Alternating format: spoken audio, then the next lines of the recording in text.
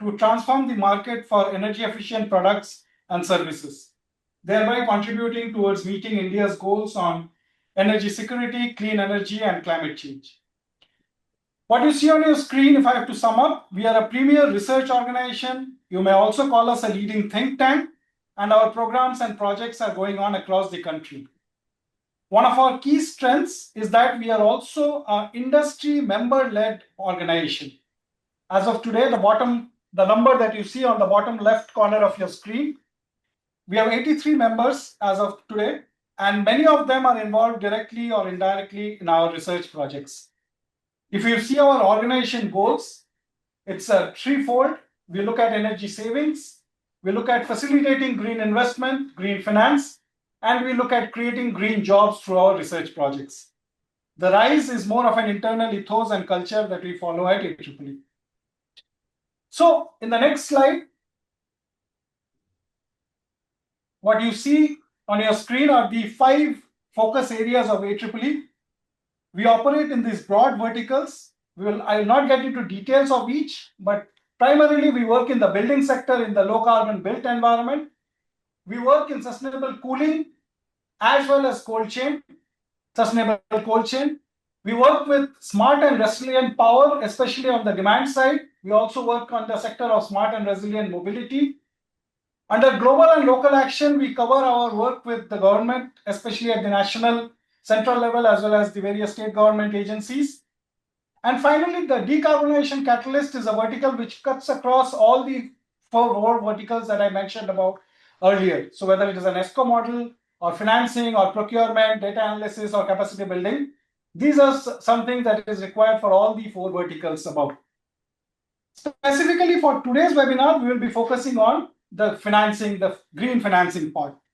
So AEEE focuses on enhancing energy efficiency by addressing the barriers in policy decision making, demand creation and aggregation, enterprise energy management, procurement, and financing. Specific to today's webinar, as I said, we will be looking at overcoming barriers to raise finance for stakeholders from MSMEs, startups, organizations focusing on retrofits, and so on in commercial and industrial sector especially. Finally, about the ION Zero of AEEE's webinar series.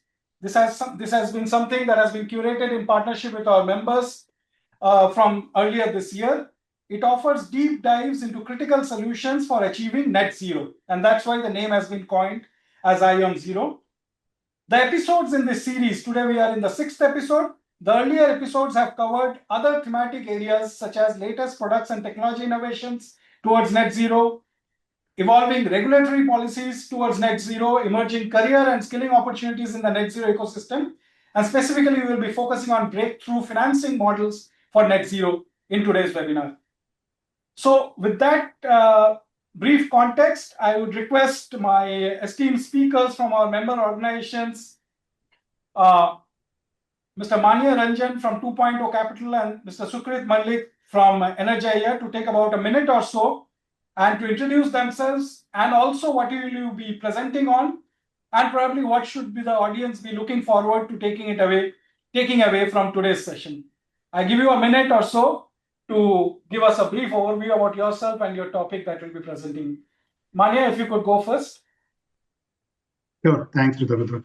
Hi everyone, this is Manya Ranjan. I'm a co-founder at 2.0 Capital. 2.0 Capital is a climate finance platform. I'll talk a lot more about that in just about a minute. But a little bit about my background. I've been in the clean energy space for about 19 years now, across India, US, and Southeast Asia. I'm a trained chemical engineer, undergraduate degree from IIT Delhi, master's from MIT. I've worked across companies like McKinsey, Honeywell, Sterlite Power, and Renew Power before starting 2.0 Capital. I'm very excited to be here and thanks a lot to AEEE for the opportunity. Thank you, Manya. Sukrit. Good afternoon, everyone. I'm Sukrit Malik. I'm the co-founder and CEO of Energia. Energia is a BE accredited ESCO. We work with large industrial and commercial facilities to reduce their energy bills and emissions. We have been doing energy management, energy efficiency, and fuel switching now for over 8 years.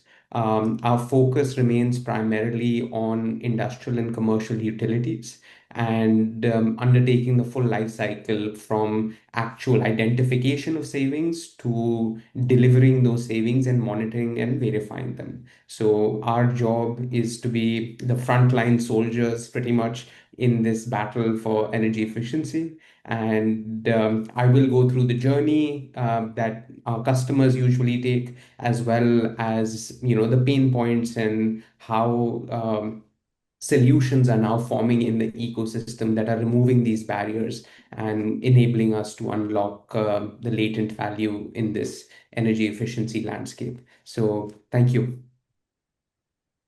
Thank you, Manya and Sukrit. We thank you for your time and continued support and participation in AEEE initiatives. So with this background, Pramod, may I request you to set the context for today's session? Yeah, thank you. Thank you, RBS. Thank you, Manya and Sukrit. And once again, on behalf of AEEE, a very warm welcome to everyone. At AEEE, we say that no amount of water is sufficient to fill a bucket that is already leaking. And that's why energy efficiency becomes very important. And as we move forward, let us remember that the most sustainable energy is the energy usage that can be avoided through efficiency and conservation measures. When we save energy, we not only save money, we save the country, we also save the planet. As all of us know that our Honorable Prime Minister has set a vision for country in terms of Viksit Bharat and Atmanirbhar Bharat to transform India into a developed country. And to reach this goal, our energy demand is expected to grow 2.5 times in the next 20 years. And energy efficiency will be a cornerstone of this future. It's good for the planet, it's good for the business also.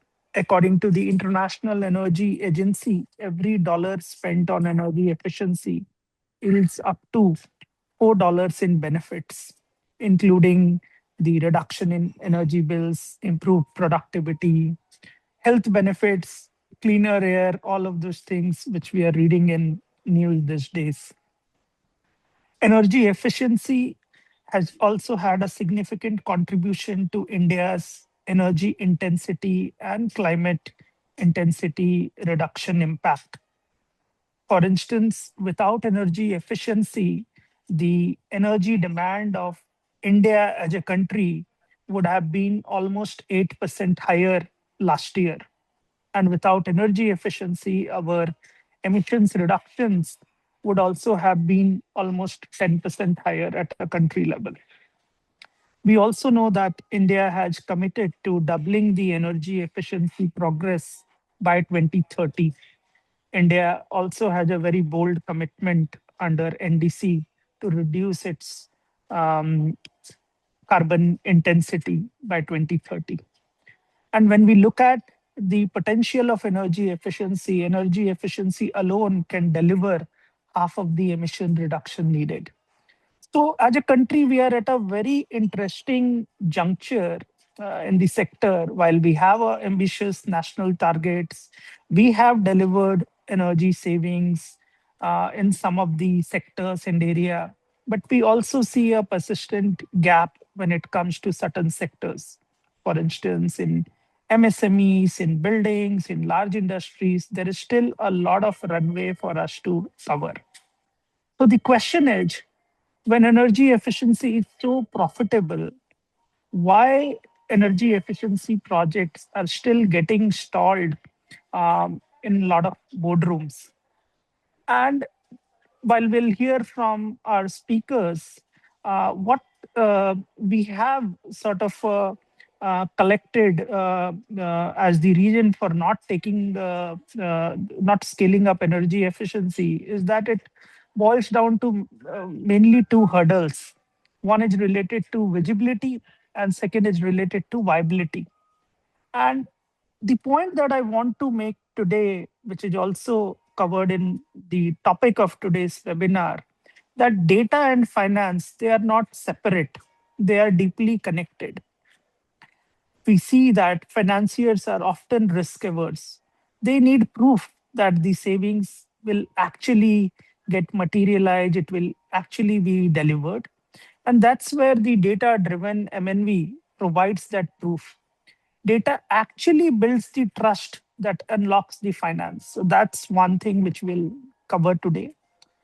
But we also, when we look at what are the traditional ways to identify energy efficiency opportunities, those are mainly based on the auditor doing a one-time measurement, or organizations and professionals doing back of the envelope calculations, without realizing that inefficiencies are also dynamic in nature. So we'll also hear from Sukrit how the modern data analytics can spot the dynamic nature of opportunities, which often go unnoticed if we are looking at a traditional way of energy efficiency assessment. But even if there are cases when the data shows a clear return on investment, organizations hesitate because many organizations, especially in MSMEs, either they don't have capital or they want to preserve their capital for core business expansion. Energy efficiency upgrade often comes very lower in their priority. But the good part is that both the speakers and the organizations they represent are navigating this challenge. Our speakers today are going to also address how this off balance sheet financing is actually helping a lot of customers to go for energy efficiency upgrades, where the savings generated as part of the project are paying for the project cost. So how the some of these organizations are moving the needle from a capex based approach to a service based opex led model is what we'll be hearing from both of these speakers today. I would like to just conclude by saying that if we make it easier for people to do the right thing, then they are less likely to do the wrong thing. And our speakers, and through a platform like this webinar, we are trying to address a lot of concerns, a lot of myths, a lot of misconceptions. And that's our attempt as an alliance, that how do we collectively work towards a better future. So thank you, everyone, and I look forward to an engaging and an inspiring session today. Over to you, RPS. Thank you, Pramod. That sets it up beautifully for today's session. A request to all the attendees, all our participants in this webinar. So you can post your questions. We want this webinar to be as interactive as possible. We'll try to cover all the questions and get it answered by our speakers, or else through the Q&A box. So speaking of Q&A box, please put all your questions related and your doubts and your queries to the presenters in the Q&A box. If there are any connectivity hygiene issues that you face, you may put it in the chat box. So that will be helpful for us to segregate the kind of queries that are coming to us as organizers. So with that brief context and house rules, I would now request our first presenter, Manya Ranjan, to share the screen and begin his presentation. We will stop sharing from our end, and Manya, we will let you know once your screen is visible. Sure, I will project it here. Can you see my screen? Yes, Manya, we can see your screen. Okay, lovely. Before you begin, you have 25 minutes, and probably I will ping you at the 20th minute for the last 5 minutes for a wrap up. Sure. No, thank you. Thank you. Before I begin, I think this is, I think this topic is very close to me, the topic of energy efficiency, and I'm glad that we are having a forum entirely focused on this. And this is the excitement around partnering with someone like AEEE and obviously Sukrit being a champion of the area. I think we need many more forums like this because this is such an important topic. Pramod also beautifully set up the whole discussion. On a more personal note, I'll talk about a little bit of my own association with the sector because it informs what I'll be talking about in a minute about 2.0 Capital. See, as a professional, I first got exposed to this topic back in 2009 when McKinsey had first published their seminal report around energy efficiency and how to unlock that. And there, one of the big areas around energy efficiency and how to get there was financing, right? No matter which report you read, no matter which analysis you see, every analysis talks about energy efficiency being the first fuel, the first port of call. ROI is immense from the sector. Anything that you do in energy efficiency, exactly to what Pramod said, right? This is the most efficient, the best way to improve sustainability is to work on something which is not consumed. So I think that was the genesis of it all. Many years later, in 2021, when I became the chief commercial officer at Honeywell, I got a chance to grow the business, and I was very excited about having a chance to work on this business from a vantage point of a large ESCO like Honeywell.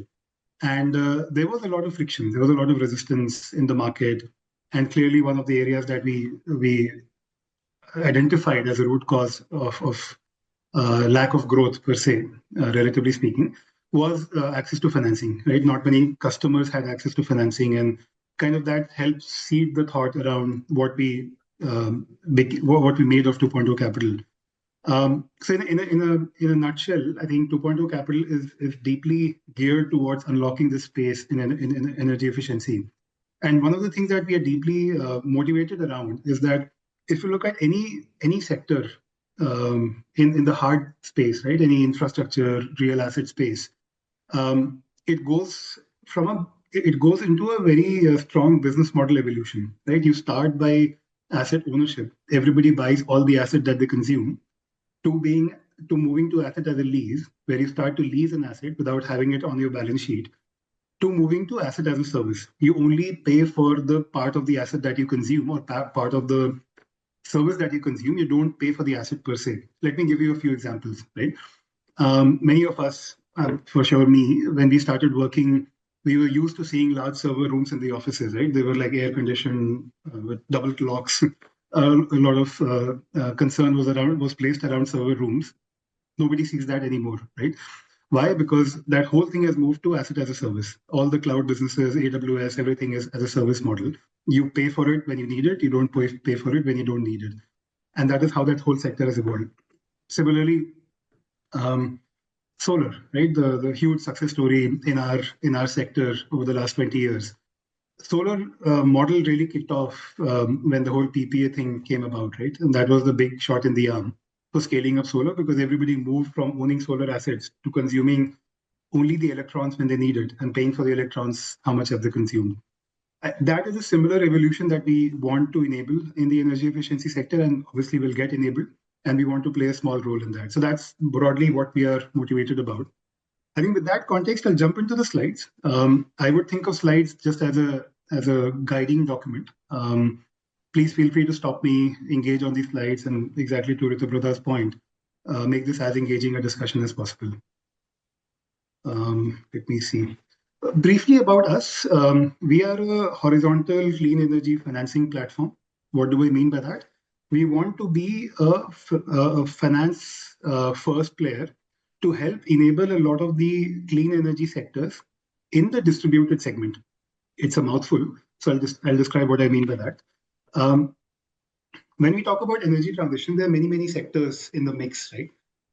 We want to enable a lot of these sectors by providing innovative and flexible financing at the project level.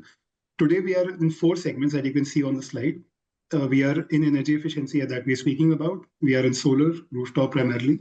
We are in battery energy storage, which is increasingly getting coupled with solar at many of the commercial and industrial applications.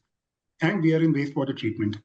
Why these 4 sectors? Because these technologies are, they've been around for decades, if not centuries. Everything is settled about the technology. The only thing that is needed is capital for deployment, and that is what we bring to the table. As we go along, 2.0 Capital wants to be a horizontal lender. So we want to get into many more segments within the clean energy sector transition. And therefore, the flexibility around sector is quite broad for us. We pride ourselves in providing an outcome-based financing. We are not a plain vanilla financing player. What do we mean by that? We provide financing tied to outcomes. So if I finance something, I'll give you certain underwritten outcomes. And if those outcomes are not met, my neck is on the line. I'll make you whole. As a customer, you will not be worse off if I'm not able to deliver my end of the bargain, right? We are tech-led. By tech, I mean both hard technology, which is about the hard sectors and physical assets, and soft technology, which is about platforms and digital and data and whatnot. So that is something that is the core underpinning of 2.0 Capital. We are customer centric, so we want to be the trusted partner for customers. We want to be with customers through their journey as they move towards a net zero state eventually, and we want to help enable their journey through many different ways. And with this context, we are flexible in terms of the customer segments that we work with. Some of the names you see on the slide, I'll come back to this in a moment, but pharma, auto, hospitality, chemicals, many more. We pride ourselves in being a partner-first platform. So we have a strong set of partnerships with today about 150 plus players in the ecosystem. This is across OEMs, EPCs, ESCOs. And wherever we do, we unlock a substantial amount of savings. 25 to 40% is the range of that. Obviously, projects evaluated is much bigger now. This is an old data. What we also pride ourselves is that whatever we do leads to a clear bottom line impact, right? Sustainability or carbon just happens to be a nice addition to what we do. But at the end of the day, we are delivering a substantial carbon cost reduction, which is what matters at the end of the day. And we work on projects between 30 lakhs to about 20 crores. It's a broad range. So any project which is in that ticket size and that pricing range is something that we entertain. This slide talks about the challenges that is there in the ecosystem. A lot of this has already been covered, so I'll very quickly talk about it. But this helps set the context of what we offer and why we strongly feel that is the right solve. Lack of capital availability, we've spoken about that. Lack of awareness is the biggest issue.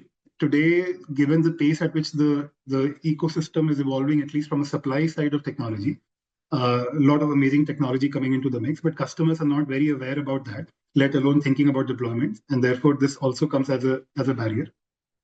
Inflexible credit structures, which is to say that a lot of the financing that comes on the table today comes with strings attached, comes with holdco level, balance sheet level strings attached, which restricts the ability for the customer to do other things, right? And that also restricts their ability to deploy this capital at scale.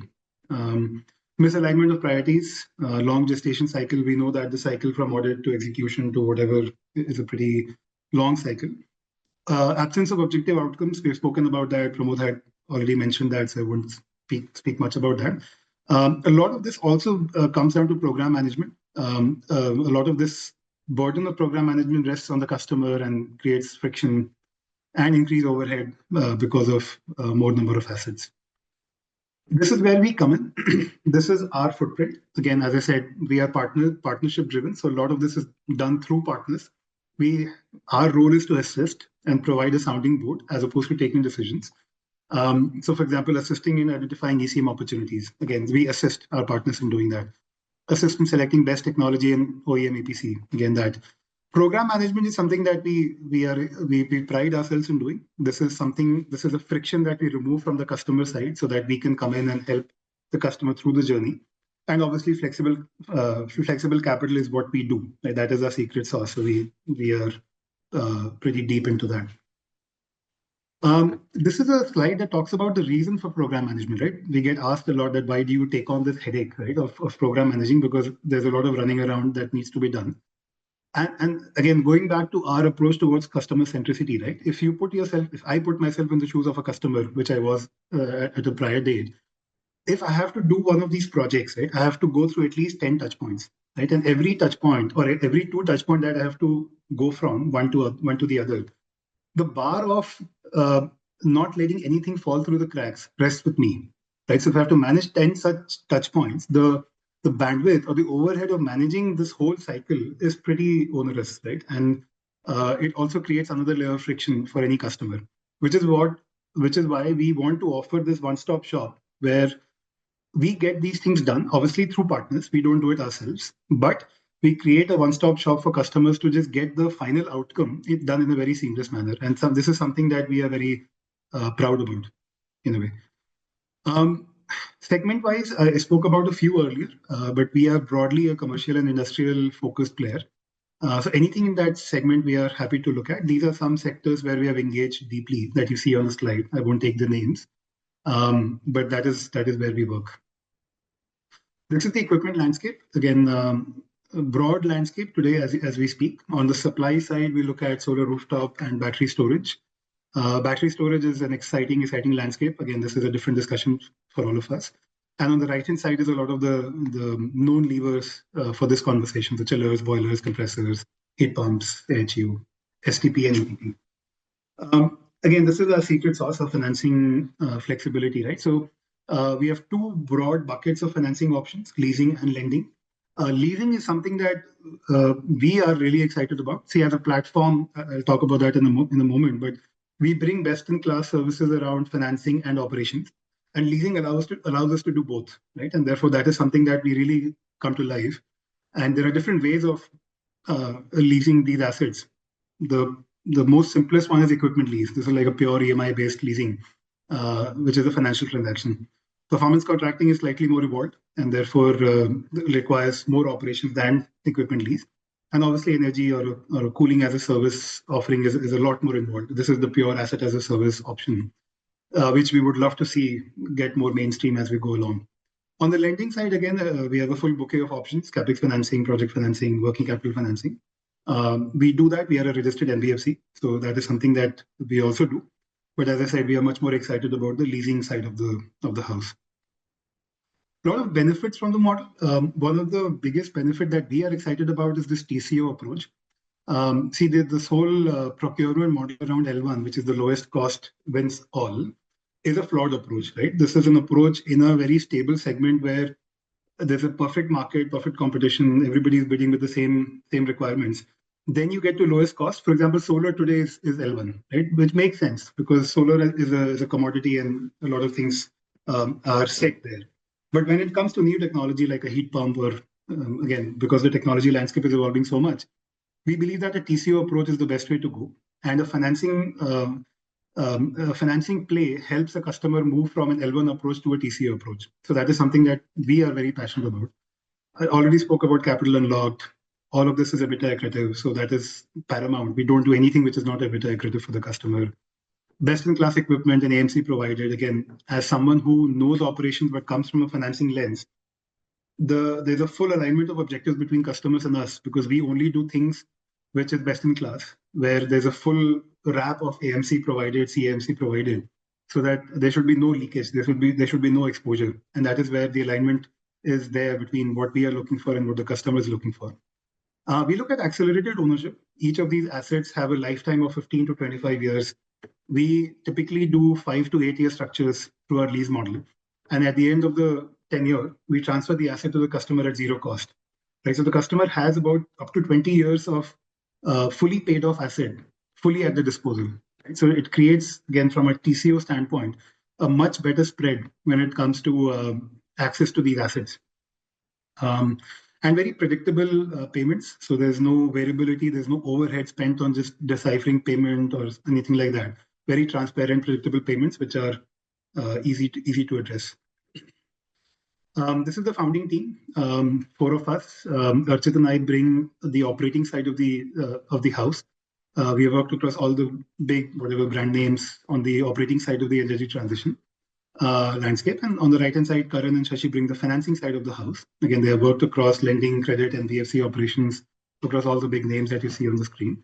And this is what we are excited about, right? I mentioned earlier that we bring both operating and financing skill sets, which can help us unlock partnerships on both sides. And that is a very differentiated approach. If I can take a moment on this is something, and again, for the distributed sector, right? This is something that is new for India, this kind of a play, but something that is scaled very well in the West. US and Europe have many platforms which have scaled through this kind of an approach. And we are very excited that we are one of the early ones in India to bring this approach to life. We have a good backing from the investor landscape, which is something that we're very grateful for. A lot of good investors on the cap table already on the equity side, and on the debt side also pretty exciting landscape that wants to work with us. That's a bit about us. Maybe I'll spend the next 5 minutes on some of the projects we have done so that you get a sense of how rubber meets the road, right? So that's so far everything has been theory. Let me give you some examples of what we have done. This is the performance contracting page. Again, this is taking a cue from the financing page where I talked about performance contracting. It's a busy page, But basically, this is one of the mainstays of what we offer right now, where between a customer and us, we sign a lease agreement. We provide the equipment as a lease against guaranteed outcomes. And again, we use the OEM or the ESCO services to provide things like AMC spares and those kind of things, right? This is the energy as a service, the more involved as a service option. Again, would love to see more of a traction here, but today it's an evolution. One of the projects we have implemented, this is a performance contract at a commercial mall. This we started. I mean, the baseline was IKW per TR of 1.17. We have underwritten a performance of 0.82. So this is the reduction that we have underwritten for the customer, and net, this is coming out to be about a 21.7 crore saving for the customer over the life of the asset. All the lease payments, everything is baked into this number. So it's a great proposition for the customer. This is something that is an operating asset for us. So we're very excited about what we're delivering through this asset. This is a cooling as a service structure. Again, as I said, this is a much more involved structure where we price a certain cost per TR that we offer to the customer. And a lot of this is kind of pay as you go, right? And we take a minimum guarantee from the customer of what they will underwrite or what they will offtake. And everything is linked to this cost per TR for this particular model. This is again a heat pump that we have installed. A lot of good examples around the savings, again, substantial savings in this case, where we're replacing steam-based heating to a heat pump for this particular customer. And last but not the least, this is a solar asset, right? One of the, again, this is not a solar discussion, but just as an aside, one of the very interesting products we have launched in the market is a solar lease product, which is like a short-term PPA, but because it's a lease, it has its benefits of having a customer being able to recover the GST leakage. In PPA, you're not able to recover the GST. In a lease model, you can recover GST. So that is why it becomes an even more compelling model for the customer.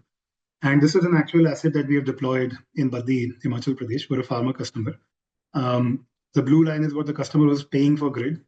They were entertaining a PP of 4.5 rupee. So the current tariff was about 7.7. They were entertaining a PP of 4.5 rupee per unit. And we offered a 5.7 rupee solar lease offered for them. Obviously, the initial reaction was that you are more expensive than the PPA, so why should I consider you? But they were missing the tenure part of it, right? A PPA, they would pay for 20 years. For us, they would pay for 5 years, and then the asset is transferred to them at zero cost. So this asset transfer, which is accelerated ownership, really changed the game from a TCO standpoint, right? So in our model, over a period of 20 years, which is apple to apple with everything else, their total cost of ownership was about 5.1 crores. In the PPA model, which was arguably cheaper to begin with, but over a long period of time, the TCO was about 13.1 crores. And obviously the grid tariff was much higher, so the TCO was 28.5 crores. So our lease model is about 60% cheaper than the PPA model and 80% cheaper than the grid model. And this is something that we're very excited about. This is going mainstream, finding a lot of traction. So that's a bit about us. I have gone through this very quickly, so I hope this made some sense. I would love to take a pause here and see if there are any questions around what I've spoken about. Thank you, Manya. You have indeed covered a lot in a very short time. And someone who will be very well versed in finance, this should come very easily to them. But there are a few who are slightly slow. Sure. Yes, in terms of finance, maths, and as a moderator, probably it is my role to kind of break it down a little bit, to slow it down, and try to create a bridge between you and what we have seen. A lot of the attendees in AAA's webinar are typically ones looking for solutions, whether it is finance solutions, technology solutions, loans, whatever it might be. Yeah. So first of all, for 2.0 Capital, how should we characterize you as? Will it be right to say you are an impact-driven venture capitalist, or some kind of an accelerator, or how would you characterize 2.0 Capital? Yeah, no. So from a capital standpoint, I mean, well, there's no flavor to capital, but in essence, there are two flavors to capital: equity and debt. We are more on the debt side, right? So we are not a venture capital or an accelerator or a whatever, like a on that side of things. We provide debt, right? And we largely or almost entirely fund project debt, right? Project financing. And Right. it's a good point. I think maybe I should spend a couple of minutes here. See, what happens is that uh, there are a lot of other capital providers, debt providers in the market who provide general purpose loan, right? They will give you a loan if you want to buy an asset. They'll give you a loan that you can use for all whatever purposes you want. That is a general purpose business loan that you take on your balance sheet and then you use as you wish.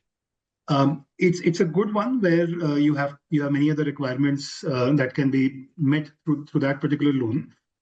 When it comes to what we offer, this is tied to an asset, a project. This is a debt that is given at the project level. And this is also important. Why? Because it allows you to do a lot more projects that might not get done if you had your choices, right? Come to think of it like a hotel where they have to upgrade their chiller and pay like 3 crores for that. Um, a hotel might always think of putting that 3 crores into building more rooms or adding a restaurant or doing more events, right? That is much more value accretive for them. And therefore, it's much more important for them to do this through third party capital directly at the project level. And especially in the case where the project pays for itself, where most of our projects do that, and Sukrit will talk a lot more about that, I'm sure. That is where this kind of capital can really come to life. And this is not a new phenomenon, right? If you look at larger projects, anything which is more than 50 crores, all your solar, all your wind, all your batteries, they get done through this methodology. You create an SPV, you get debt directly at the SPV level, so that your parent company, your holding company doesn't get impacted because of the debt that you're borrowing. Your ratios don't get impacted. And the projects get done in a much more non-recourse manner. So that is the methodology, the large ticket size methodology, and I would say the access to capital and access to flexible capital that large customers have is what we're trying to bring to the small project size segment. That is largely what we're trying to do with our platform. I hope that answers or at least helps bring some clarity. It does. It does break it down, makes it a little simple. We have got one metric of how engaging the presentation has been from the moment the presentation ends. Our buzz in the webinar chat and Q&A keeps, and that is a metric that has been very highly evident in your. So I'll just run through a few questions, probably try to club. So, and you try to be as quick as you can. Sure. In commercial buildings, other than chillers, what other equipment financing brings in value for building owners or operators? Yeah, that's a good question. See, chillers obviously is one of the largest segments in any building. So therefore, we spoke much more about chillers. But we do a whole variety of installations. I showed that slide as well. So things like heat pumps, obviously on the supply side, solar rooftop and battery storage is obviously there. Compressors, motors, pumps. I mean, the whole landscape is there that we cater to. See, in a way, we are clear that we are horizontal, right? We will work with wherever there is ROI, wherever there's good technology, and wherever there's a good OEM, EPC, ESCO who can take care of the whole execution and the maintenance of that, right? So I think for us, we are as creative as you want us to be. There is also a question on your loans would be tied to a lot of technical analysis. So do you have a large technical team, or you largely depend on OEMs and other third-party vendors before granting a loan? Yeah. No, so the answer is a mixed mixed answer. We do have a technical team. It's not a large team. The team would like to be larger than what they are. It's a small team. Idea is to be a second layer of defense, right? We rely on OEMs, ESCOs, and EPCs to do the first layer of defense, first level of analysis. We review the analysis. We make sure that we are all aligned on what we are doing. But yeah, I think largely we rely on our partner to do the first level of analysis and submit the technical report to us. So yes, there is a full, I would say the approach is very technical in nature. There is a technical analysis that we link to the loan or the product that we give. But a lot of the reliance is on the partner to deliver that. There is a question. You had mentioned 4 categories in your presentation: energy efficiency, solar, wastewater, BESS, battery energy storage system. Are you also open to financing or considering waste to energy projects? Yeah, that is a sector we have looked at in the past. Unfortunately, the challenge with waste to energy is the whole aggregation side of things, right? Which is unorganized and things that I can't say on this call. So for some of those reasons, we haven't been able to really develop our conviction for that sector. But happy to evaluate a one-off project if some of those things are addressed. From a broad sector standpoint, we are not looking at waste to energy per se. All right. There are some questions which probably I can answer, how to reach out to you. So basically at the end of the presentation, we will connect you with both the speakers.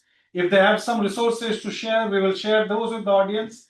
And in fact, that's the overall objective of this webinar, to create bridges between the audience and the presenters and their organizations and EEE members.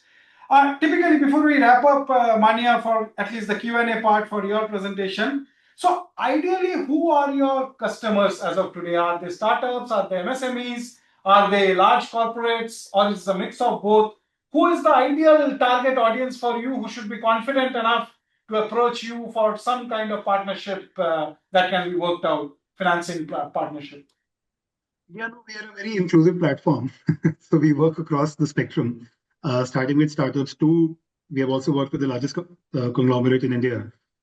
See, ultimately, we are project driven, right? So wherever there's a good quality project and a good quality partner, we go with that. We don't worry too much about which segment, what size. Yes, from a credit standpoint, there are certain checks we do and there are certain comforts we need. But beyond that, segment wise, we are not too perturbed. We're not in residential. So anything in CNI goes with us. Okay, final question. Of course, everything cannot be rosy. So someone has played the devil's advocate and asked, if an operating lease contract is ended prematurely, what happens to the assets? Are they sold to the customer at a mutually agreed price, or taken back, or they are given for dissolution and goes for how do you handle such scenarios? Right. No, it's a good question. There are two potential scenarios, right? There's a good scenario and there's a bad scenario. In the good scenario, the customer is so happy with the asset that they want to insource it, right? They just want to take it on. In which case, our structure allows, so we have a 2-year lock-in period within which we can't transfer the asset. That is the minimum requirement for us to make return on our investment.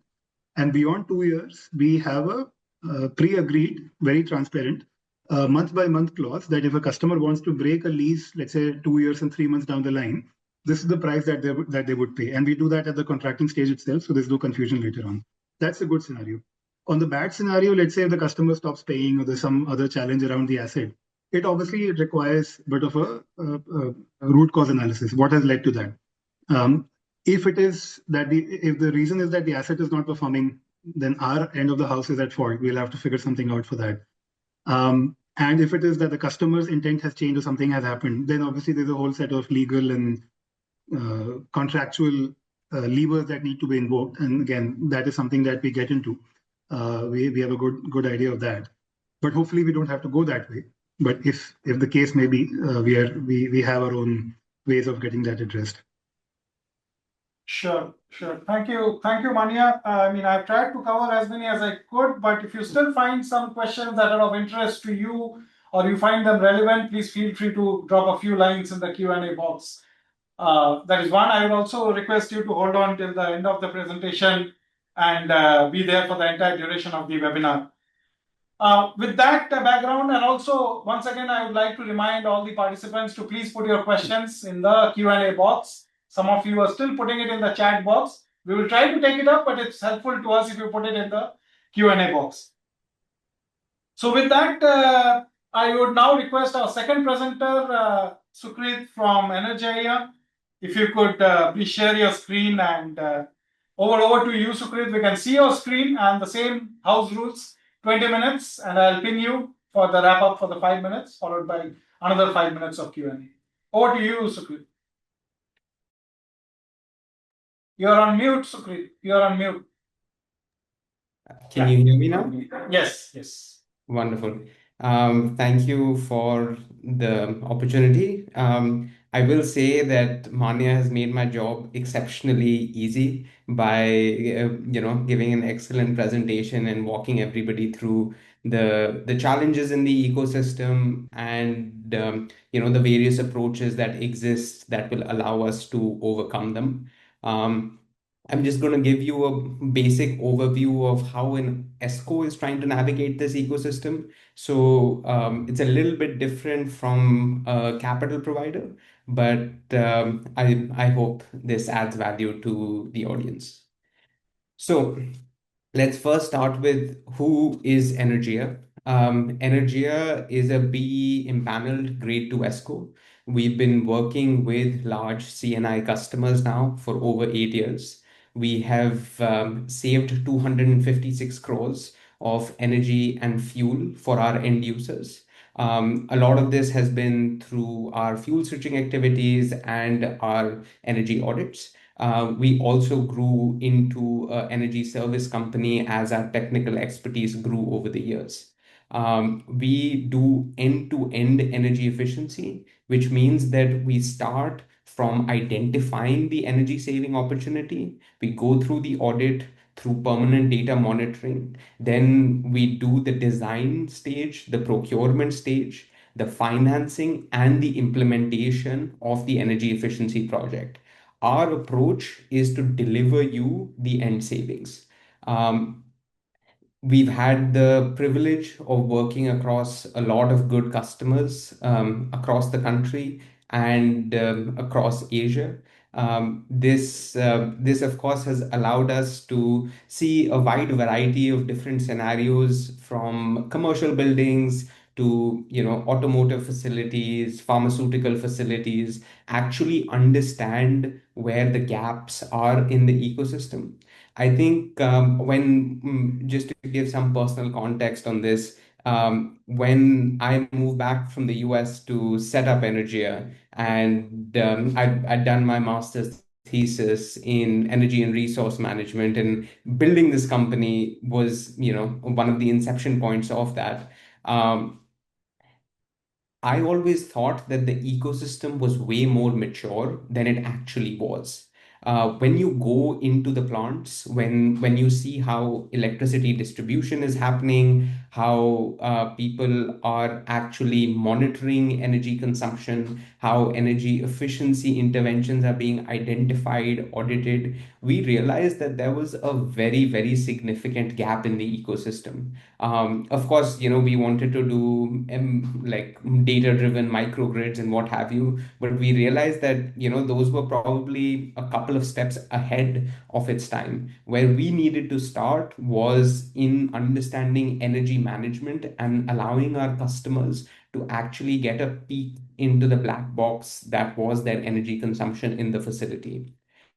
So, having worked with these customers really helped us to build a more accurate idea of where the value pools are and how we can work to unlock them. We have also had the privilege of growing to be an ESCO that has won public sector tenders. We are executing ESCO projects both for NTPC and Power Grid. As this is our step of getting into the public sector and of course giving back to India in helping government buildings, commercial buildings across the country, as well as PSUs to unlock energy savings within their facilities. As Manya said during his conversation, a lot of our tendering systems have been captured by the L1 mentality, and total cost of ownership is in direct conflict with the L1 approach. Because in energy efficiency, if you're buying the cheapest machine, you're more often than not paying for that machine, in multiple times over the operating life of that machinery. And unlocking ESCO contracts for the public sector allows us to, unlock this value pool that currently has been causing more emissions and increasing the bills for the government and then eventually for the taxpayer. So, what is it that we actually do within these facilities?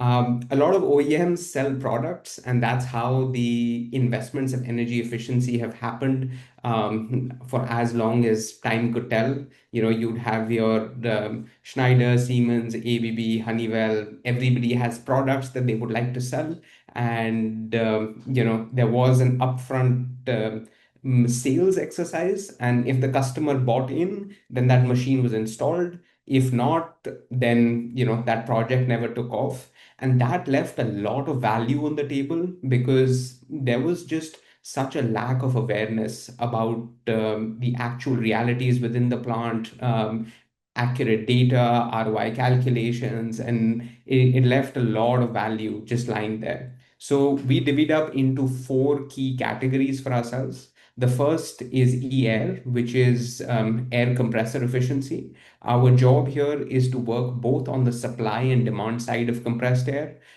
We do very high resolution data monitoring in compressed air systems. We go as high as per second. We have built audit teams for compressed air from scratch.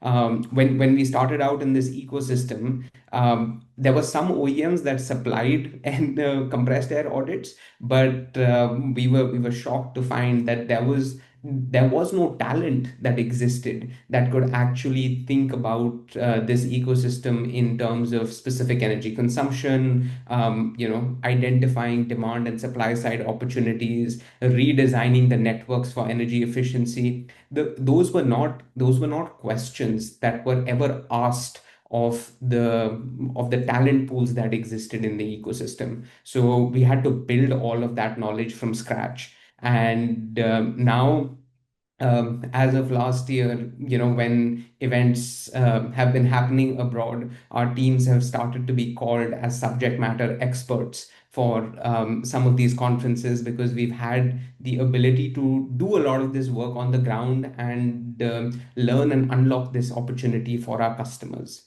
eChill is our vertical that is dedicated to HVAC optimization. We, of course, work both within commercial buildings as well as industrial.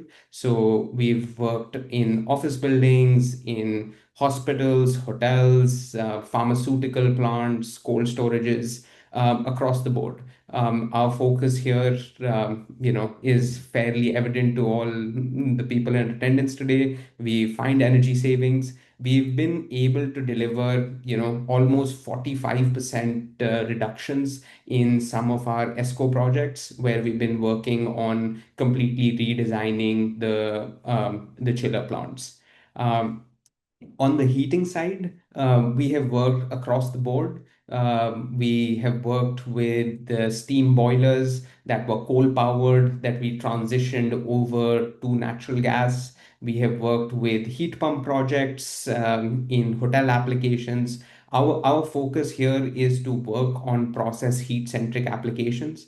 We've also done projects within the automotive sector where we've been working on furnace optimization or cycle management using IoT and control systems so that we can unlock low capex or no capex interventions for these customers. So eHeat is dedicated to process heat optimization.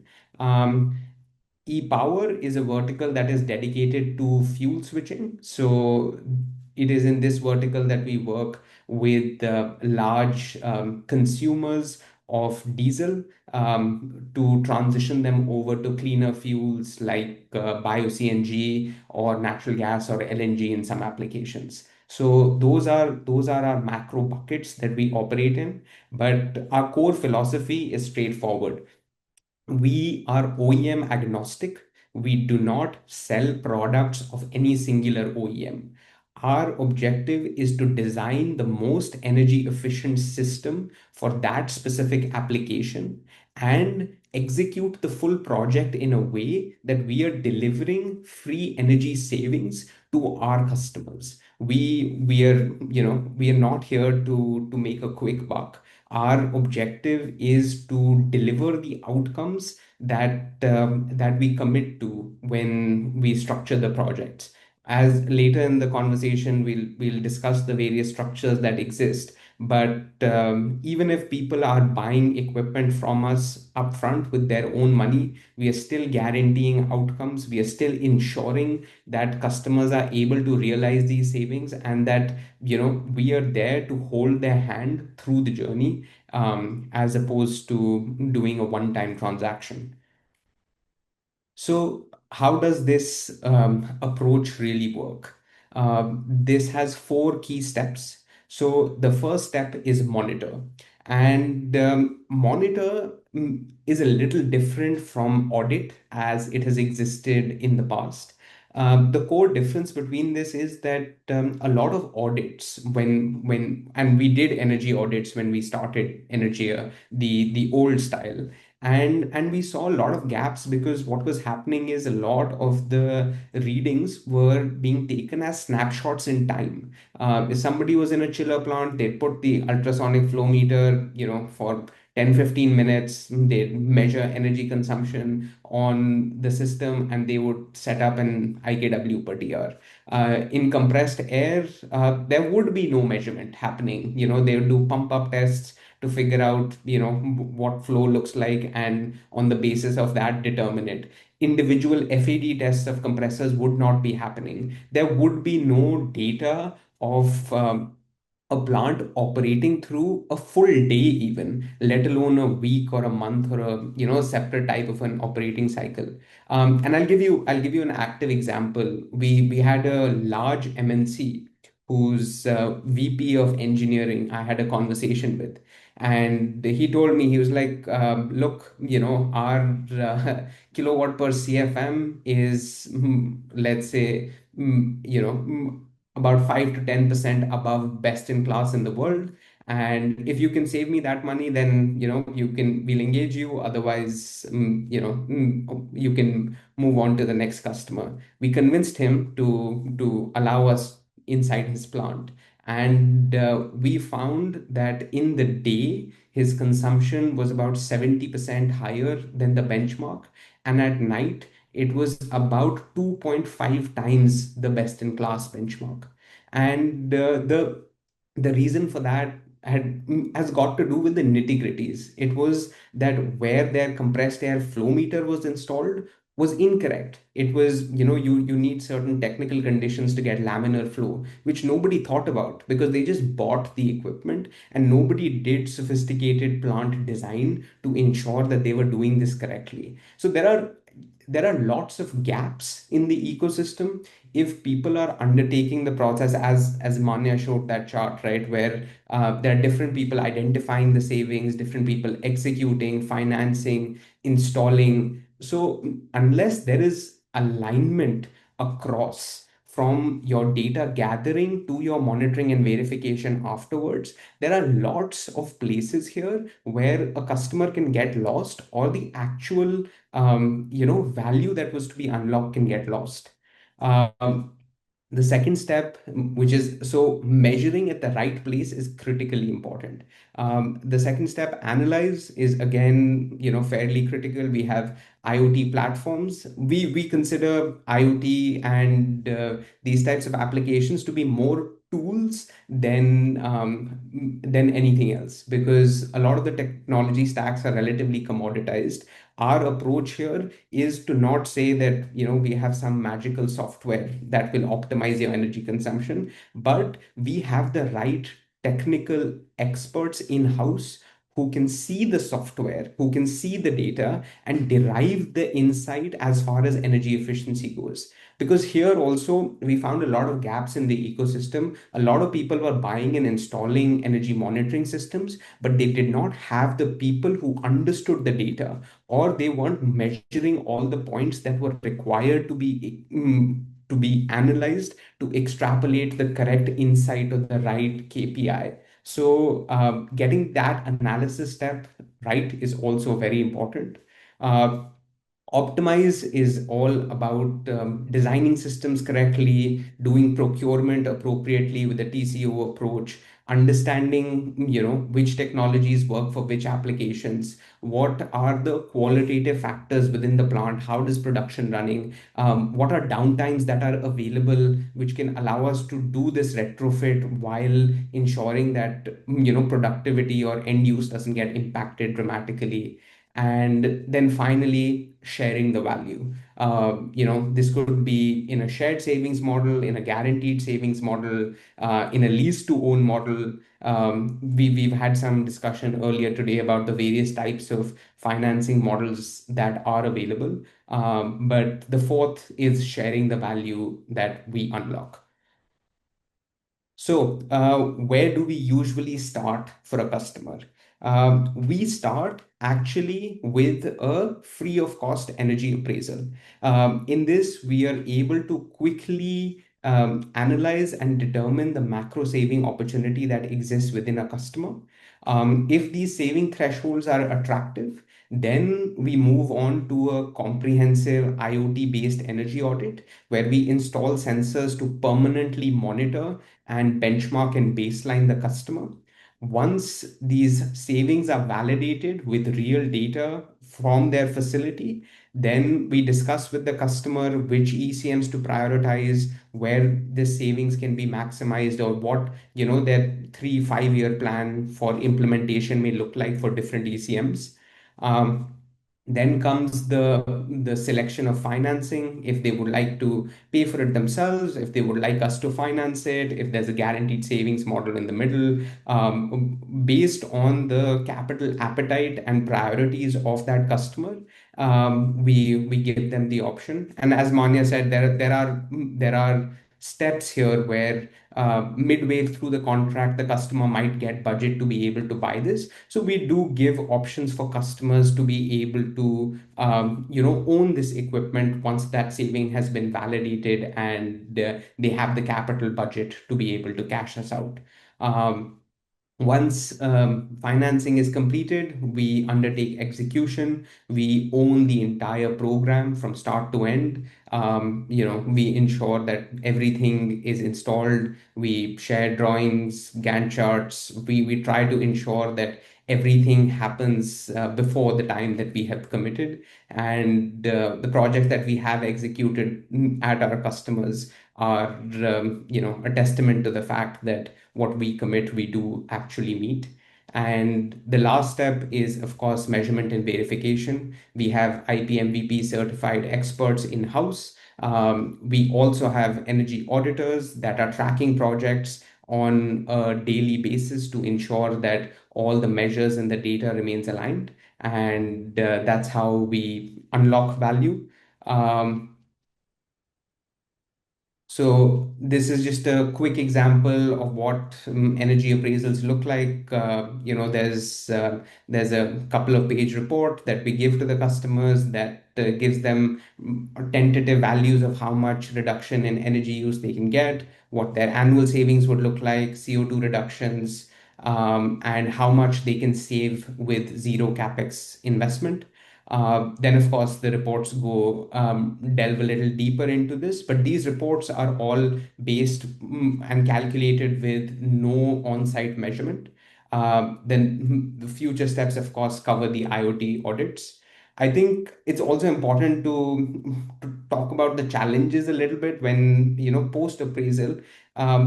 It's important to know that a lot of customers actually are logging data in their energy logbooks, and there's a lot of efficiency gets hidden because the processing time of these documents, there is no machine level visibility. Sometimes some part of the chiller type plant is monitored, some part is not. Lots of issues there. Then OEM nameplates not being the field truth is also a very important insight that we found on the ground, which was that, let's say you picked a compressed air customer, if the rated, delivery of that compressor was 200 CFM, people were just multiplying 200 CFM by, the operating time of the compressor. And that is not how how much flow the compressor is actually generating. And a lot of these assumed variables allow the logbooks and the internal data within these facilities to look perfect, while actually the truth in the plant and in the utility is significantly different.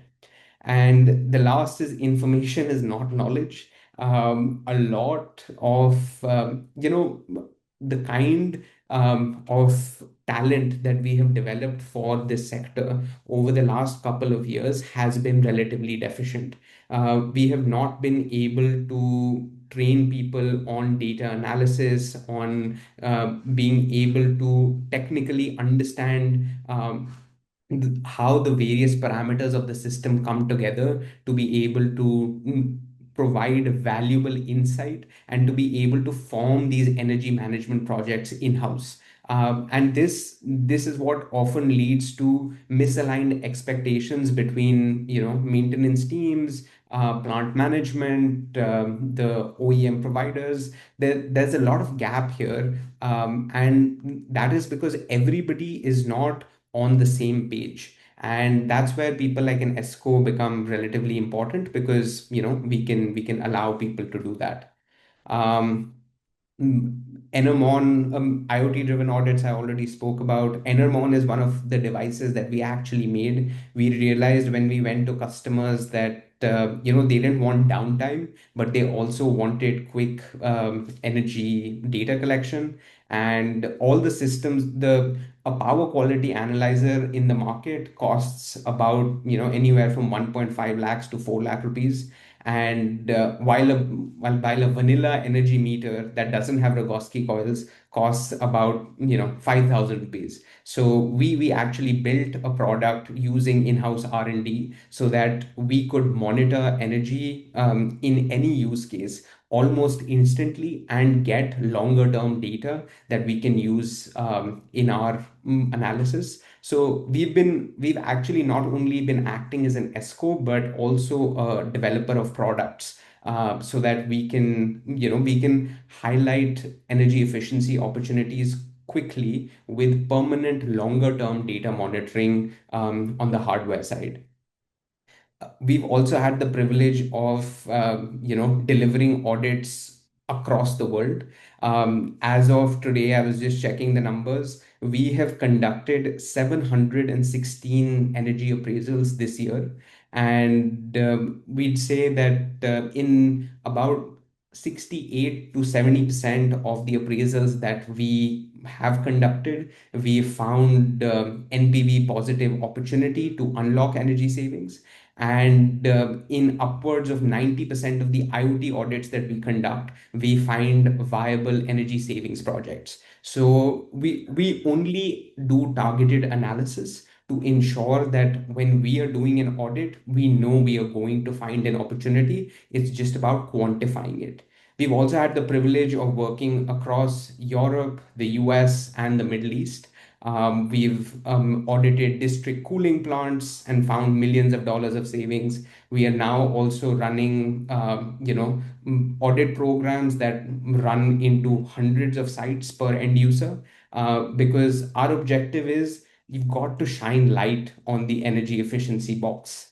Our IoT monitoring systems are in-house so that our teams can actually take advantage of these tools and deliver everything from power quality analysis to from per second data on our compressors to 15-30 minute data for normal energy monitoring systems. We are able to deliver all of this using expertise that we have built in-house.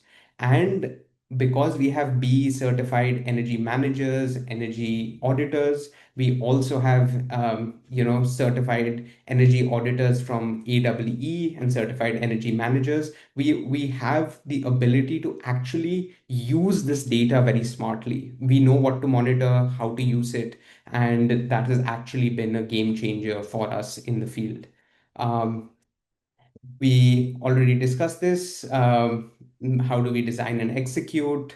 Um, During operations and M&V, we assign energy auditors and technical experts to individual projects. There are alerts and system monitoring continuously happening. Field teams exist in every geography for issue resolution within stipulated SLA times. And there is IPB MVP certified auditors for billing in our projects.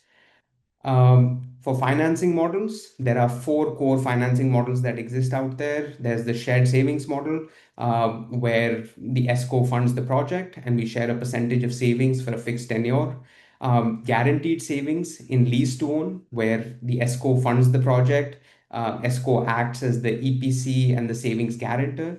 Customer gives us fixed monthly EMI. If savings don't come, we are the ones that pay a penalty. Then we do guaranteed savings in EPC mode, where the customer funds the project and we act as the guarantor for the energy savings. If the savings are not achieved, again, we are on the hook for it. And the fourth is energy as a service, as we already saw in the previous presentation. That's all built per TR or per CFM with minimum offtake guarantees. Are there a lot of challenges? I think Manya has gone over some of these already, so I will quickly jump through them. Navigating security deposits with customers, lender escrows, figuring out if we are going to do M&V every month or if they're going to be fixed payouts with annual true-ups. There are different types of challenges that exist based on the appetite of different customers. Somebody already asked the question of what happens when it doesn't go according to plan. When does the customer get to own the asset, for what price? What happens if the savings don't get achieved? So a lot of these get covered in our contracts, but these are friction points that still exist within the industry.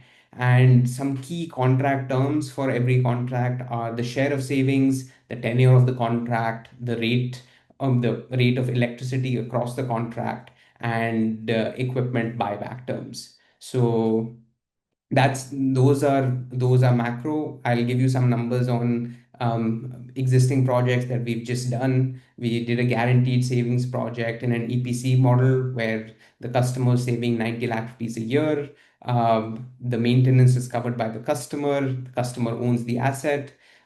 We charged 15% EPC and performance guarantee fee, and our procurement more than made up for any fees that were provided to us. And now we are operating the plant efficiently through and through.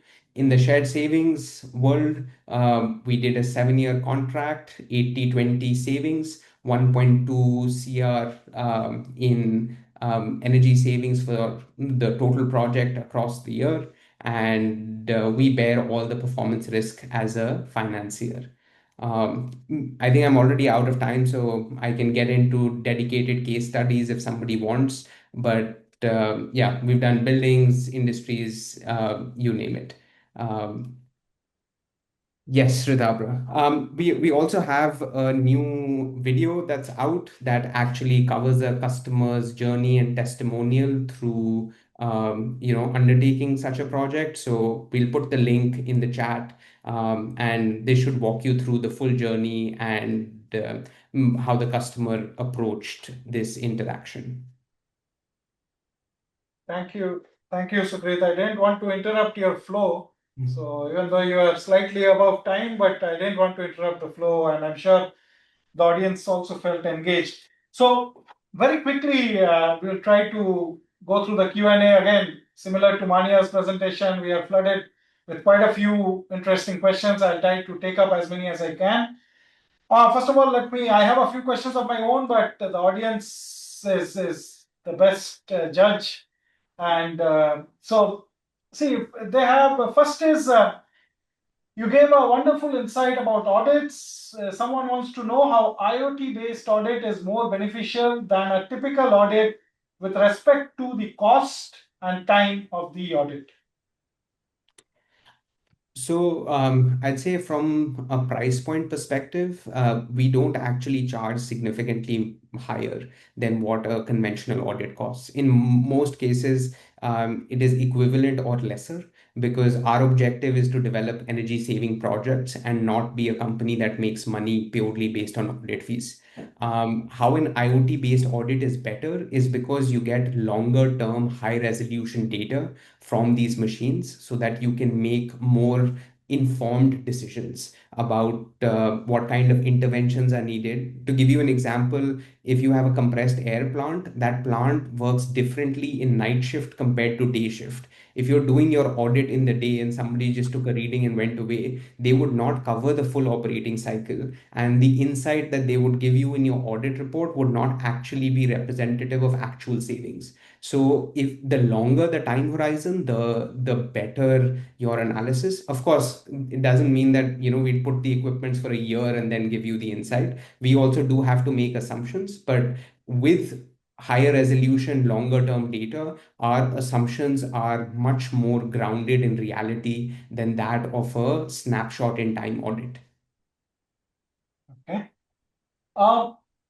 Data is king. This is a perennial problem that all of us face. How easy or difficult has it been for you to secure data required from the customer for ongoing M&B? So there are a couple of things. When we are doing appraisals and we need customer data from what they already have recorded, we do struggle a little bit because we don't get data in the forms that we would like. When we are doing audits, then we are responsible for collecting the data or installing the instrumentation. So then that's on us and we are able to do it rather smoothly. And when we are doing M&V, our systems are under per minute reporting to our IoT servers. So all the data from all the energy meters, temperature sensors, flow meters, ambient temperatures, all of that we have on our servers continuously. So, and the customer also has access to the same platform. So there is no need for us to have to get to any trouble in getting access to that data. Okay. One more. What is the time period for a baseline measurement for a chiller plant? If it is done for a few months, then how do you predict the performance for a year? And That's a great question. So the way it happens is that depending on what tenure the customer is interested in, let's say the customer wants it for a month even or a couple of weeks, we would do that and we would collect high resolution data. Then we will get their logbooks for the chiller plant and we will build a simulation model in-house, which will fit their efficiency curves to the actual kilowatt consumption for that plant across the year and come up with a model for how the energy was consumed across the year. So we fit the data they have recorded with the data we have collected to be able to determine this. Okay. Beyond this, if you find any question in the Q&A box, Sukrit, like Mania has made my job as a moderator very easy. He has answered many of the questions live. So here I'll try to kind of bring both of you into the frame now. Certain, I'll not say rapid fire questions, but with considering 4:30 as our cutoff, let us try to take up a few more, overall sector specific questions. So number one for Sukrit, so currently in terms of the client base that you operate in, you have given a few examples, few case studies, and like you said, you are doing a couple of audits every day, energy analysis, like you said. If you are doing 700, 800 a year, which translates to about two. But what is a typical client base? Are these corporates or are these MSMEs? And are all of them comfortable to sign long-term performance contracts? So I will say most of our customers are relatively larger. So anybody who has energy bills in excess of about 50 lakh rupees a month makes for a good customer for us. We would like this to get smaller and smaller over time, but there is viability around appraisal and audit and ESCO projects. So larger customers make for better ESCO customers. Smaller customers perhaps might need different approaches like bulk procurement or a different cluster-driven approach, which is not something we have worked on yet. Okay. For ESCOs, trust is a very key word between the client and the ESCO. So have you faced scenarios where there is a trust deficit with clients regarding the baseline and the savings achieved? Has the biggest barrier been the technology itself or the client's willingness to agree that the savings are real and payable? And in your experience, in your tech-enabled platform, has it ever been perceived by the client that it was not neutral enough? Is the question for me? Yes, yes, Yeah. yes. So I think, look, trust in any business is the key on which you are able to complete a transaction. If you think that you can do the business without the customer trusting your word, it's very hard to do. So we try to be as transparent as we can right from the beginning. A lot of people in the ecosystem have different approaches, but that's why we do an audit upfront. We give all our analysis completely true to our customer, and that's on top of which that we build the analysis. I would say that this trust deficit exists because in the past the audits have not been particularly correct on how much the implementation costs are, and the OEM audits, of course, come with the vested interest of selling a product. So a trust deficit exists in the market, but that's why we use data, IoT, our our approaches to try and ensure that we carry the customer with us, as opposed to I think hand holding the customer and educating them correctly through the cycle is very important. You can't just sign a contract and assume that everything will happen smoothly. And we've gotten the savings that we have shown. The customer sees on the electricity bills. And if there are any differences in productivity or what have you, we have to sit down and work them through in a mutually acceptable manner. And we've done those also. I won't say every project goes across frictionlessly. Like, there are issues in the first couple of months as people are getting used to these models. But we have hit payback on our projects ahead of time. There have been some projects which are delivering better than what we have projected. So we also try to be careful to always, under commit and over deliver so that the customer is happy, as opposed to make lofty commitments which we are unable to fulfill. This will be a non-technical question, a personality question. An ESCO like Energia, or any ESCO for that matter, the owner and the team needs to have good people management skills.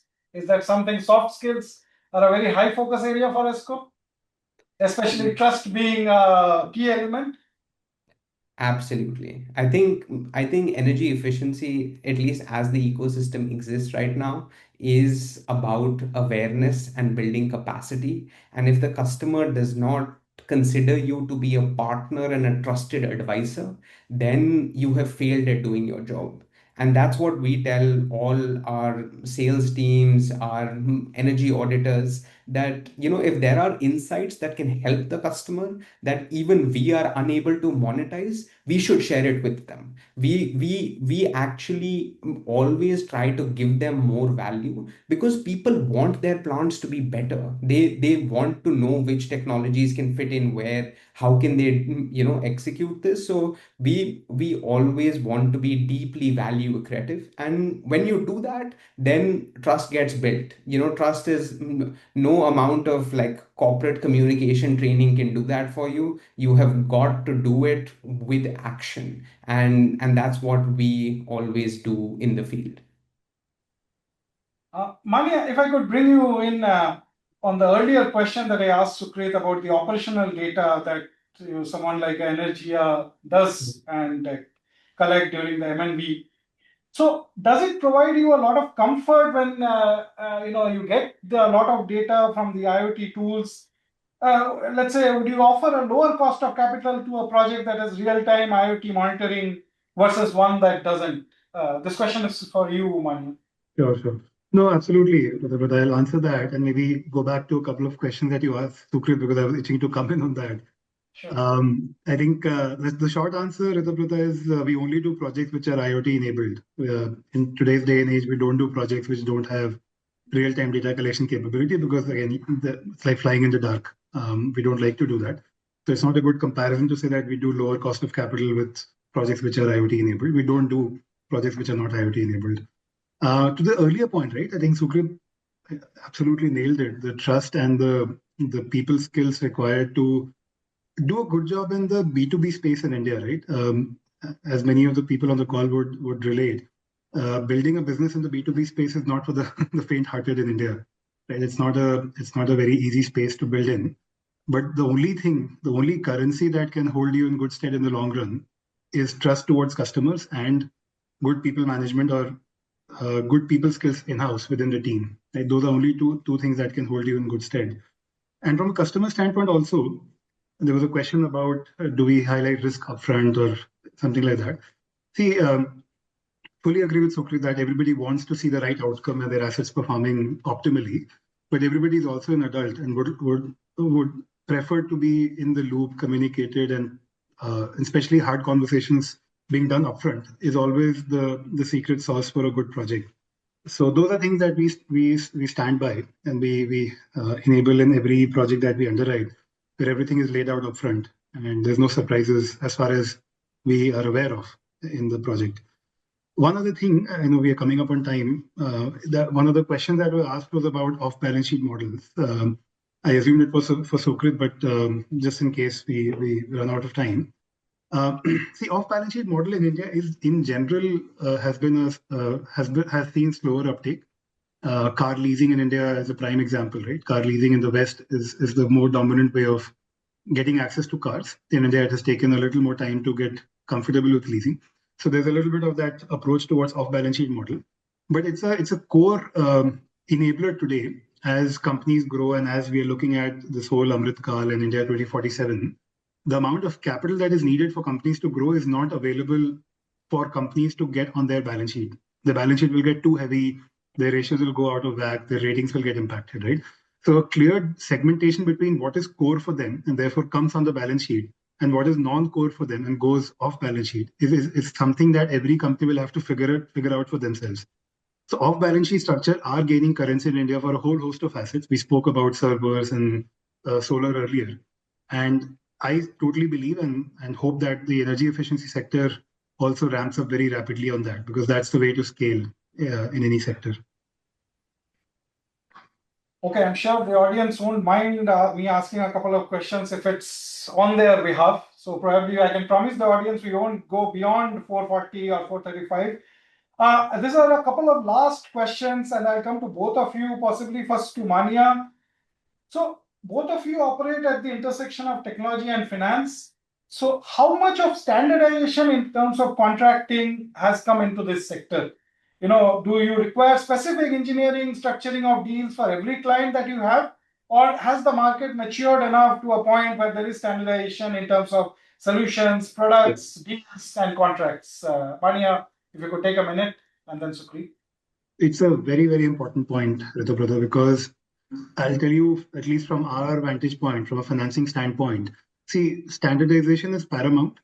The challenge with distributed assets, that the segment that we work in, and by distributed, I mean anything below 50 crores, typically, right? The challenge with that is that the larger pools of capital have a general, I would say, threshold below which they don't come. They don't come below 50 crores, right? And therefore, these projects don't get access to a lot of favorable financing pools.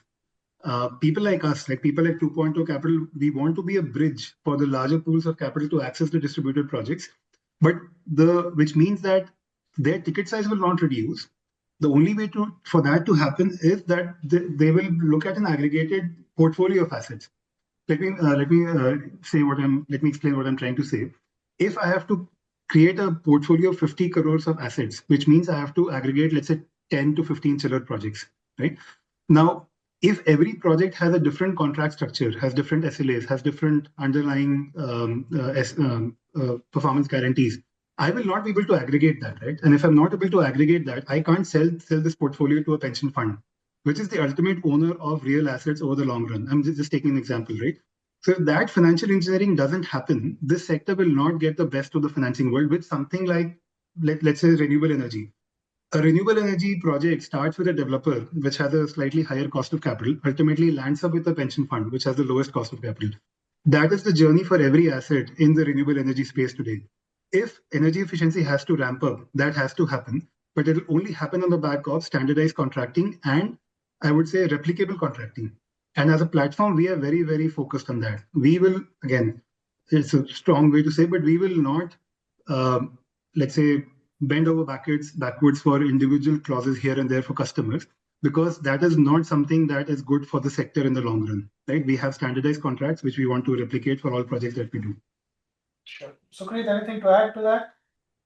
I think I'm 100% with Manya. I think unfortunately the ecosystem is at a nascent stage, and we are debating clause for clause, and different customers and their legal teams have diverse opinions. But we did see the solar sector start off that way and then finally find its way to a relative high degree of standardization now. I think with us as well, be it for lenders and ESCOs or ESCOs and customers across the board, there is more and more standardization. I think to have standardization, you need deal flow.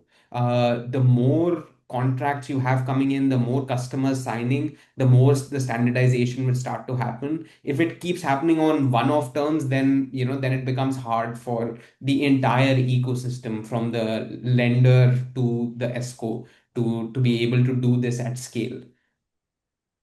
Okay, final question to both of you. First to Sukrit.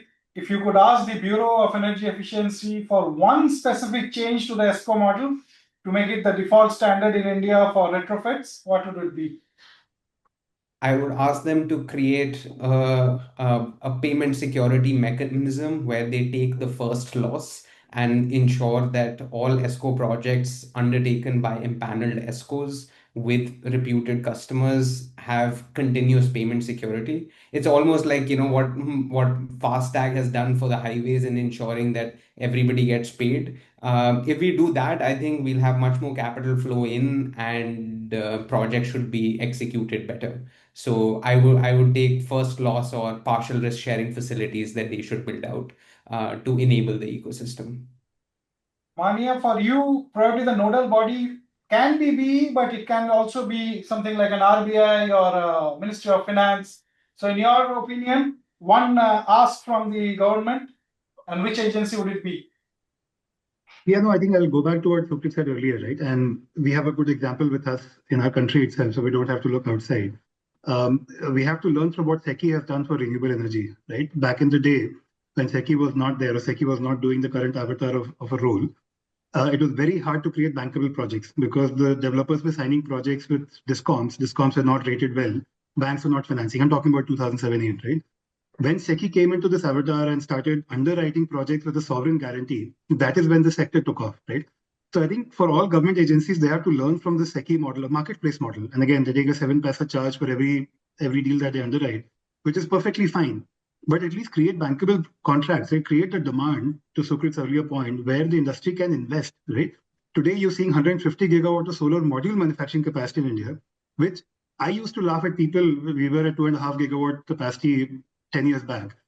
We used to laugh at people who were manufacturing in India back in the day, that what are they smoking? Why are they manufacturing? And that industry today is 150 gigawatt, right? So there's a huge role that demand aggregation and demand creation play so that people can bet their capital behind, private players can bet capital behind that.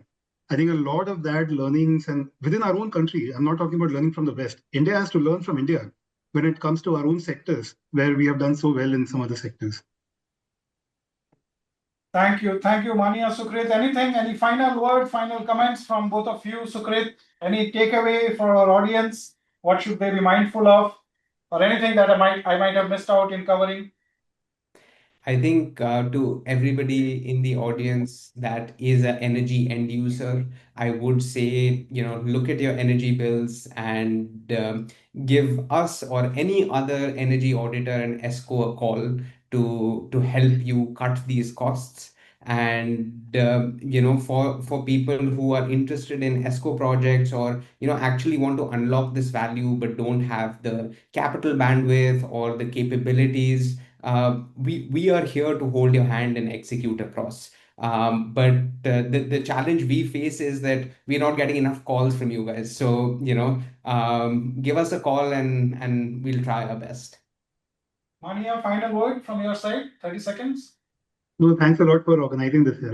It's one of the better ways to use a Friday afternoon. And I was obviously helped by the fact that Sukrit was a co-panelist, so I didn't have to prepare much. So thank you again, AEEE, for setting it up. Our pleasure. So before I do the vote of thanks, Sukrit, you might like to take a look at the Q&A box. There are quite a few questions for you, which due to lack of time, we couldn't take it up, but you have 2-3 minutes. When I do the vote of thanks, there are certain points that we need to cover to our audience. At least for you can put your contacts and they can get in touch with you, or if you can give one-line responses to them. You have a few minutes. So to my dear audience, like Manya said, it's a very good way of spending a Friday evening. A very happy weekend to all of you ahead. But we are very appreciative. Your presence is the one that helps us drive the ION Zero webinar series and various other initiatives of AEEE. You will also, as I said in the outset while setting the context, that we look forward to associating with all of you. Many of you are working in this sector of energy efficiency, whether you're a startup, consultancy, educational institution, or industry entity. We look forward to welcoming you as a member, or let's say co-curating a session, or writing a white paper, doing syndicated research, co-curating events, and so on. Please do follow us on our website and social media. You find our email IDs on the screen right now. You may write to us and we can explore how we can associate with you. Further to this webinar, you will receive a follow-up email where you'll have the YouTube video recording of today's webinar. We will also provide you with at least the contact details of the two speakers so that you can get in touch with them. Manya, Sukrit, if you have anything specific to share to the audience in the thank you mail that we sent from AEEE side, please feel free to share with us and we'll pass it on. We will have another webinar in this month, preferably in the third week of December, the next ION Zero series, and all of you will be invited to that. And we hope that we will be associated like this, and do give us your suggestions in terms of what other topics you would like us to cover. We have a wide gamut of AEEE members who can take up anything and everything related to energy efficiency, energy financing, policy, education, and so on. And finally, we are very, very thankful once again to Manya and Sukrit for sparing their valuable time, their knowledge, their insights through their presentation. And above all, we are privileged to have members like 2.0 Capital and Energia. With that, it's a wrap for this webinar. And have a good evening, everyone. Look forward to see you on the next. Goodbye. Thank you. Thank you.